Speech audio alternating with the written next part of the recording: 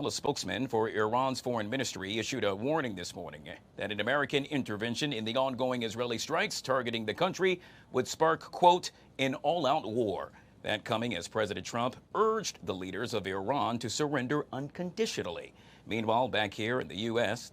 Supreme Court has ruled that states may put limits on or even fully ban gender transition care for young people.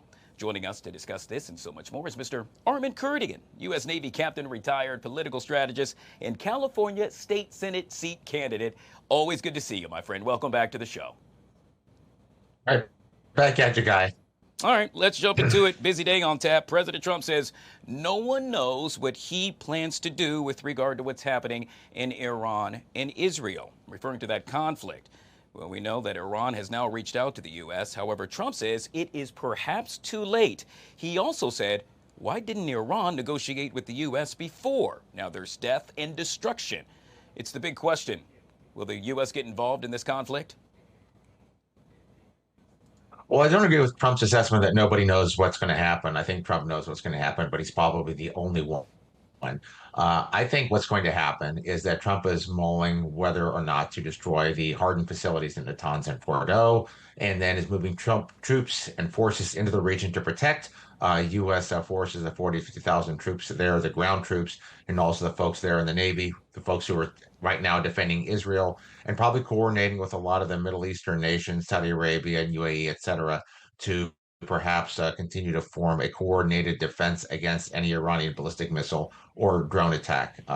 Iran was never going to negotiate out its nuclear program. It was just never going to happen. And I believe that this is going to happen. It's unfortunate, but hopefully maybe we can take this nuclear capability away and leave the rest of the country intact with maybe a new government. Well, Armen, it's no secret. A number of top lawmakers on both sides now weighing in, stating that the U.S. should not support Israel's war on Iran. The president, well, hasn't seemed to care about the stance of, let's say, both Republicans and or Democrats. I'm referring to those serving in the Senate and, of course, in the House. Will he change his stance on that? In other words, will he put this before the House? When does Donald Trump ever change his mind based on the opinion of Congress? That is absolutely not going to happen. This is a very silly waste of time to go through. Representative Massey and the rest of the squad putting this forward. It's a direct contravention of the president's constitutional powers, and the president doesn't want to get involved in a land war or any kind of war with Iran whatsoever. In fact, I can even tell you right now, I don't know what destroying Iran's military structure benefit it would do, because they really don't have much to speak of, except perhaps surface-to-surface missiles, which might attack U.S. shipping or neutral shipping in the Straits of Hormuz. So this is a waste. It's never going to get to the president's desk, and if it does, he's going to veto it, and he's going to do what he needs to do. Yeah, we've seen that time and time again. We'll move on to the next big story of the day, and that is earlier this morning, the Supreme Court made waves. This after they upheld a Tennessee law that bars gender-affirming care for minors. It stemmed from some saying that the 2023 Tennessee ban violated a U.S. constitutional guarantee of equal protection under the law by discriminating on the basis of sex. Your take on the Supreme Court's ruling, sir? This is absolutely the right decision. When you want to think about equal protection under the law, how about the protection of the kids who might be influenced or might be convinced or might be subjugated by folks around them to go and, take some of these medications? I mean, they're so concerned about these kids. Instead of giving them some mental counseling, their first inclination is, well, let's give these kids some drugs, some surgeries. And how many hundreds of kids have had to detransition or have seen their lives ruined by this kind of justice side of evil behavior? So this is really kind of sick and twisted of what some folks want to do to our kids. This is the right decision. We got to protect our children from this kind of influence. Yeah, I got to tell you, it's really interesting. A lot of folks were awaiting that decision, and it's finally happened. I am very curious as to what the Democrats' response will be, and or those that have stood on the other side. Speaking of Democrats in this case, I want to make reference to former President Barack Obama warned last night that, well, the country was dangerously close to allowing its government officials to act in the sense of a dictator, saying that, well, the Trump administration has delivered, let's just say controversial remarks and or rulings, and perhaps that is not necessarily the right path for the good old U.S. of A. Your response to that, sir? This is about the only talking point that the Democrats have left in terms of autocracy and tyranny. Where was this talk when schools were getting shut down, or businesses were getting shut down, when first responders were getting fired, 4 or 5 years ago, whatever you might think of COVID and other issues, or collusion with the media, is what as we saw happen over the last 4 years. Obviously, free speech is important, and our democratic principles in our constitutional republic are vital. It's what's made our country successful for the last 250 years. But this talk is simply there to rile up the base. It's not convincing anyone who doesn't already disagree or not like Donald Trump that they're actually right. Perhaps if this talk were to go away, we actually move forward to try to solve some of the nation's problems instead of attacking one another, name calling and all the political violence that we've seen, we might be getting along a lot better.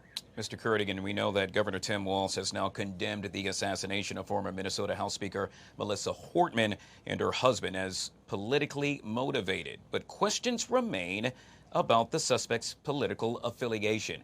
Regardless, whether he leans on the right and or leans on the left, one thing is for sure, violence motivated by politics should not be prohibited, or rather allowed, within this country.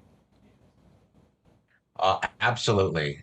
Whatever this guy's political motivations are, it's completely unacceptable. We've seen a little bit more of a, sadly, a kind of a normalization that political violence might be acceptable. We've seen a lot of folks who only condemn political violence when it doesn't fit their particular ideology, and that has continued to enhance or maybe increase what we've seen. The rioting in the streets, the violence against political speech in our campuses, the violence against folks out in the streets who are out there campaigning for their candidates, firebombing of GOP headquarters there in New Mexico. This is not what a free society should be doing. You want to talk about autocracy and tyranny and hearkening back to what we've seen from some of the world's worst regimes. That's what's actually happening right now in this country. And every elected leader needs to come out in unison, say this is not acceptable. We need to tone down the rhetoric. We need to stop personally attacking each other, and we need to start debating ideas instead of calling each other names, which I think a lot of the American people are sick of. All right, Mr. Kurdian, we'll end with this, and that is, since we have begun this show, we now know that we've received a Fox News push alert stating that Virginia State Senator Ghazala Hushman has not only declared victory, but the Associated Press now confirming her victory as she clinches the Democratic nomination for the Virginia Lieutenant Governor. Your response to that, sir? This is going to be a very interesting kind of bellwether check. You see, Virginia has leaned blue as of late on the national front, but internally within the state, it tends to be a little bit more purple. So how this election will go will set the tone for perhaps 2026 and 2028. It's good that the folks in Virginia are out there voicing their opinions. Virginia's a little bit of an odd bird in that it has its elections in the off year internally, so maybe that's by design. So we'll see. We'll see what actually happens, and if that does have an impact nationally.